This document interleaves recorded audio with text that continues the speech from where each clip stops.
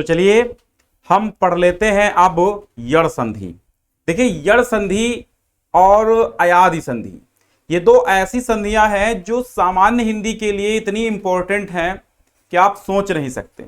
हमेशा यड़ संधि और अयादि संधि से आपके प्रश्न बना करते हैं, तो आपको यड़ संधि और अयादि संधि खास समझनी है, खास दिमाग लगाना है और खास समझदारी में बिठाना है, क्योंकि ये संधियां भी खास हैं और आपको खास तरीके से ही इनको हैंडल करना है, इनको खास तरीके से ही समझना है, ट्रिक से ही याद कर लेना है। इन संधियों को आपको जरूर से जरूर समझना है जैसा कि मैं बता रहा हूं। तो एक बार हमें शेयर कर दीजिए भाई हमारे इस वीडियो को, और फिर इसके बाद हम स्टार्ट कर रहे हैं। चलो शेयर कर दो। अब देखिए, यड़ संधि का सूत्र क्या होता है, आपको तो पता है कि यड़ संधि का सूत्र क्या होता है, ठीक है। तो यड़ संधि का जो सूत्र है वो है आपका इको यड़चि। क्या होता है? इको यड़चि, ठीक है। यड़ संधि का सूत्र क्या होता है? इको यड़चि होता है। इक धन यड़ धन अचि। तो इसका अगर हम इस सूत्र का विच्छेद करेंगे तो हमें इको यड़चि में क्या मिलेगा? एक तो हमें शब्द मिल जाता है इक, दूसरा यड़ तथा अच, ठीक है। अच मिलता है, यड़ मिलता है और इक मिलता है। इन्हीं तीन वर्ड से बना है इको यड़चि सूत्र। देखिए, संस्कृत में जितनी भी संधियां हैं हर एक सूत्र का कोई ना कोई मतलब होता है और उसी सूत्र में सारी संधि की परिभाषा भी छिपी होती है। अगर आप एक बार सूत्र समझ गए तो पूरी संधि सॉल्व, संधि का टेंशन ही खत्म।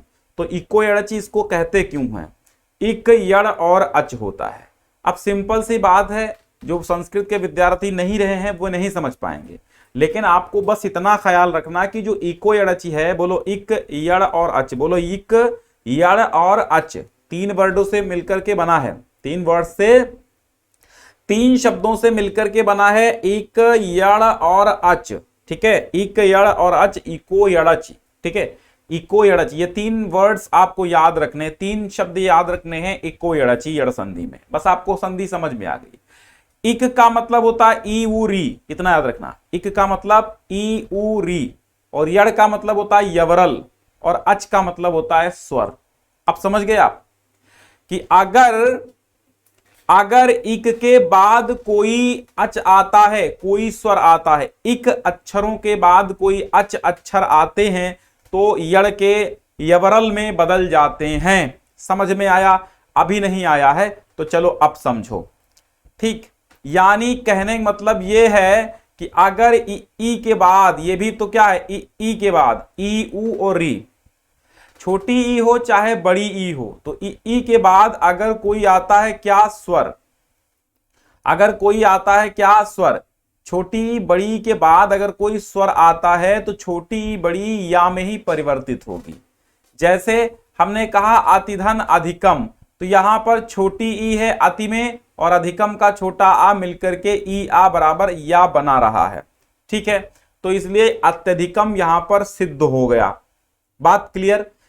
ई के बाद अगर कोई भी स्वर आ जाए तो बनेगा या ही, ठीक है। अब आप कहेंगे सर जैसे ए आ जाए, बिल्कुल भाई, जैसे ई के बाद अगर ए आ जाए तो क्या बनेगा? ये बनेगा, ये बन जाएगा, मात्रा उसके अनुसार लग जाएगी। लेकिन अगर छोटी ई के बाद चाहे जो स्वर आए, मतलब समान ना आए, यानी ई के बाद ई आएगा तब तो दीर्घ हो जाएगा। ई के बाद ई को छोड़कर चाहे जो आए तो वो या ही बनेगा, और जिस मात्रा का आएगा वो मात्रा लग जाएगी। बात क्लियर नहीं है? फिर से समझो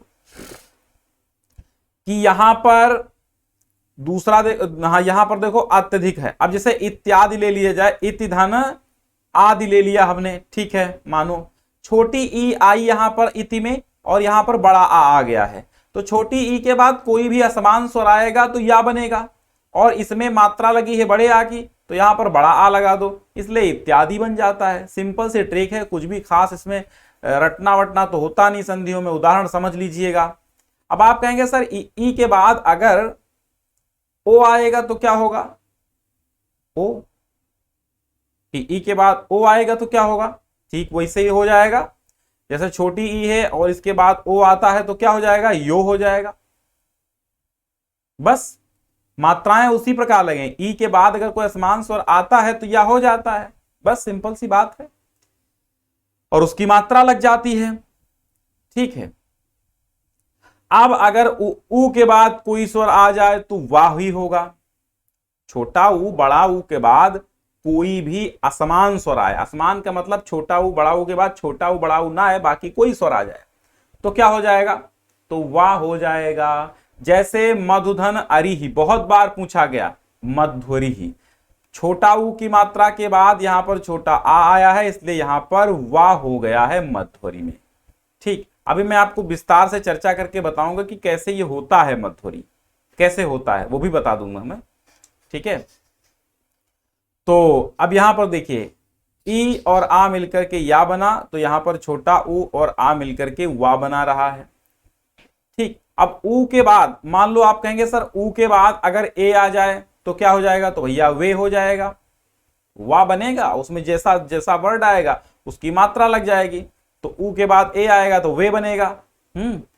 अब देखिए री के बाद अगर कोई स्वर आता है तो रा बनेगा, री के बाद अगर कोई स्वर आता है तो रा बनेगा, री के बाद जैसे री के बाद आ आया है तो रा ही तो बनेगा। जैसे मातृधन आज्ञा, तो यहां ऋण के बाद क्या आया है, री के बाद आया है बड़ा आ, तो यहां पर बन रहा है बड़ा रा, यानी मात धन राज्ञा, तो मात्राज्ञा हो गया।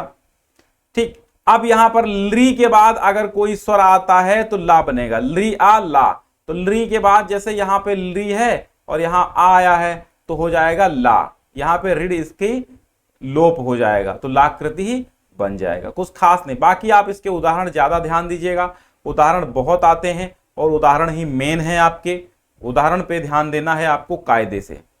ठीक, अब यहां देखिएगा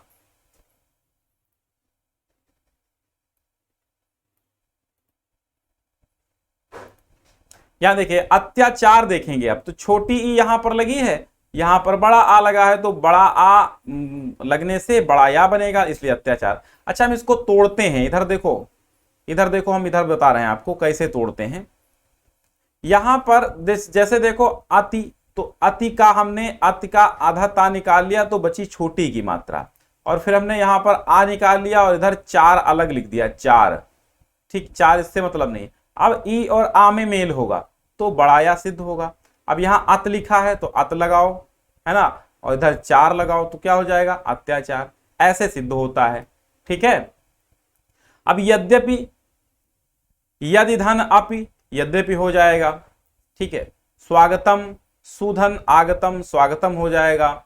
अनुधन एषणम, अन्वेषणम, जैसे ये छोटा ऊ की मात्रा लगी है तो यहां पर ए है, तो हमने कहा था वे होगा तो वे हो गया। ठीक है, अगर छोटी की मात्रा है और बड़ा आ लगा है तो हमने कहा था बड़ा या हो जाएगा, इसलिए यहां पे इति धन आदि इत्यादि बन गया है।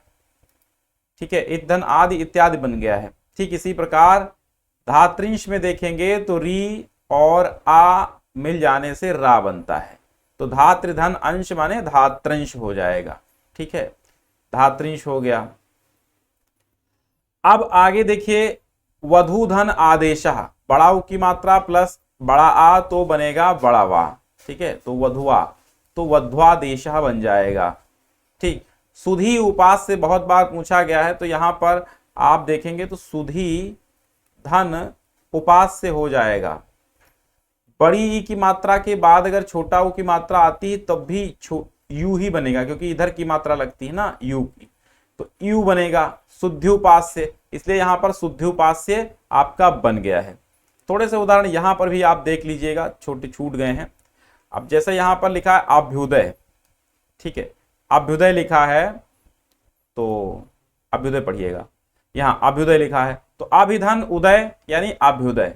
नदी धन ऊर्मि ही, नद्यूर्मि ही, है ना, तो बड़ी ई बड़ा वो मिलकर के बड़ा यू बनाते हैं।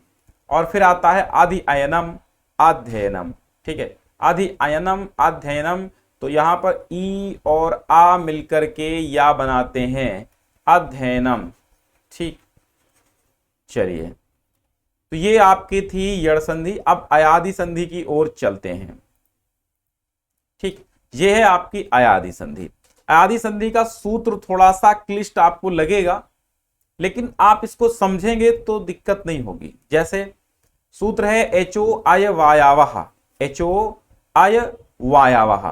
तो एच का मतलब इसमें देखो, इसमें छिपा हुआ है एच, फिर आय, फिर अव, फिर आय, फिर आव, तो एचो आय वायावह इसी तरह बन जाता है। एचओ का मतलब होता है एओ, एचओ का मतलब एओ या आईओ। एच का मतलब होता है एओंग आयोच होता है ना, जो ये आपका महाश्य सूत्र में प्रत्याहार होता है। तो एच का मतलब होता है एओ या आईओ, एच ओ, एच का मतलब एओ और आईओ। एच के बाद यानी एओ और आईओ इन वर्णों के बाद अगर कोई असमान स्वर आता है तो क्या हो जाता है, ये चार ही बनेंगे, या तो आय बनेगा या आव बनेगा या आय बनेगा या फिर आव बनेगा। कैसे, यानी एओ के बाद अगर कोई स्वर आता है तो मात्र ये चार वर्ड्स ही बनेंगे, आय बनेगा, आव बनेगा, आय बनेगा, आव बनेगा। ये कैसे बनेगा, अब देखो संधियों के उसे समझो। अगर ए प्लस छोटा आ या बड़ा आ मिलता है तो आय होगा। जैसे नयनम, तो ने धन अनम, तो क्या हो जाएगा, ए आ मिलकर के आय बना रहा है तो नयनम हो गया। आय के बाद अगर छोटा आ या बड़ा आ आता है तो आय होगा। यहां ध्यान रखना है, अगर ए के बाद कोई भी आए, छोटा आय या बड़ा आय, बनेगा आय ही। और आय के बाद अगर छोटा आ या बड़ा आ आता है तो हमेशा आय ही बनता है, ठीक है। और ओ के बाद अगर आता है छोटा आ या बड़ा आ तो अव बनेगा, लेकिन आओ के बाद अगर आएगा तो आओ बनेगा। बस इतनी सी बात समझनी, ये चार चीजें ही आपको समझनी है। ए आए ओ आओ, ये चार ही एच एच होते हैं। एच के बाद यानी ए आए ओ आओ के बाद अगर स्वर आता है तो आय आय अव आओ, ये चार वर्ड बन जाते हैं, उन्हीं से संधि होती है। तो हमने कहा ए के बाद अगर आएगा कोई स्वर तो आय बनेगा, और अगर आय के बाद आएगा तो आय हो जाएगा। इसी प्रकार ओ के बाद अगर कोई स्वर आता है तो आओ होगा, औ के बाद आओ हो जाएगा बड़ा आ से, और ओ के बाद अव हो जाएगा, ठीक है। ओ के बाद अव होगा यानी छोटा आ और वाह अव, ठीक। और औ के बाद अगर कोई स्वर आता है तो आओ हो जाएगा, ठीक। जैसे यहां पर गय अनम है तो यहां पर देखिए अय की मात्रा फिर आ है तो आय हो जाएगा, तो गायनम हो जाएगा, बड़ा गा हो जाएगा। जैसे पोवनम है, पो में ओ की मात्रा फिर आ, पौ, ठीक है, तो पावनम हो जाएगा, आव बनेगा। लेकिन इसी प्रकार पौ और अका हो जाएगा तो पावका हो जाएगा, ठीक। इस संधि के अन्य उदाहरण देख लीजिएगा। गुरु ए है ना, ओ के बाद ए आया है। अब जैसे आपने कहा ओ के बाद ए आएगा तो काहे की मात्रा लगेगी, यहां पर ए की मात्रा है तो यहां पर ओ के बाद कोई भी स्वर आएगा तो औ बनेगा, ठीक है। लेकिन इसी प्रकार यहां पर ए आया है तो ए की मात्रा भी तो लगाएंगे, तो इसी प्रकार गुरुवे हो गया, गुरोधन ए गुरुवे, ठीक। और नायक का क्या हो जाएगा, नय, अय हो जाएगा ना, यहां पर अगर बड़ा है तो नय होगा, अय की मात्रा लगे तो नय अकह नायकः हो जाएगा। इसी प्रकार गायकः में गए अकह गायकः हो जाएगा।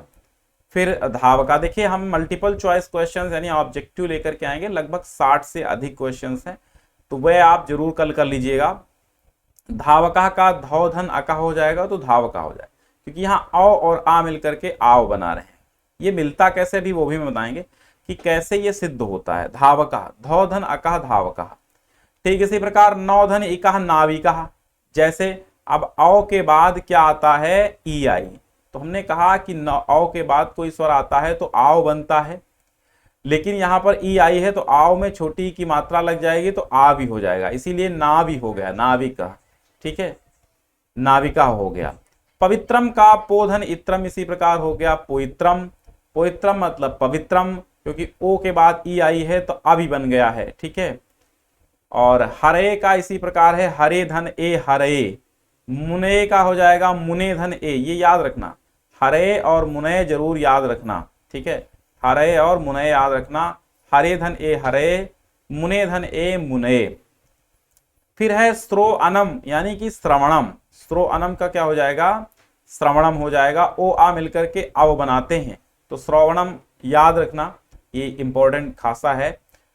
दो एव द्वावेव हो जाएगा, दो में औ की मात्रा औ ए, ठीक है। औ के बाद अगर हमने कहा स्वर आएगा तो आओ बनेगा, लेकिन आओ के बाद ए की मात्रा है यानी ए आया है तो आवे हो जाएगा, ठीक है। इसलिए द्वावेव हो गया है, ठीक, द्वावेव हो गया। अब देखिए गए इका का गायिका हो जाएगा, बहुत बार पूछा गया है। शय इका का शायिका हो जाएगा। भो अनम का भवनम होगा। शे अनम का इसी प्रकार शयनम हो जाएगा, शयनम, ठीक है। और चे अनम का चयनम होगा। एतौ अपि का एतावपि हो जाएगा। गो एषणा का गवेषणा हो जाएगा, ओ ए मिलकर अवे बनाएगा। लो अणम का लवनम हो जाएगा, ठीक है। तो ये संधि हो गई आपकी यड़ और अयादि। तो ये इतने से ही आ जाएगा, आपका बाहर से नहीं आएगा। तो डिस्क्रिप्शन में पहली लिंक है जहां से आप इसको डाउनलोड कर सकते हैं, यड़ और अयादि दोनों संधियां, ठीक है। डिस्क्रिप्शन में पहली लिंक है। तो यहाँ पे 12th आ वाले भी और 9 to 12 जितने भी लोग हैं जिनकी सिलेबस में ये यड़ और अयादि संधि है, वे सभी लोग जो है क्या करेंगे, ज्ञान सिंधु कोचिंग क्लासेस पे इसको जाकर के डिस्क्रिप्शन में पहली लिंक से डाउनलोड कर लेंगे। इसी वीडियो की डिस्क्रिप्शन में जो पहली लिंक है वहां से आप इसको डाउनलोड कर पाएंगे, ठीक है। धन्यवाद।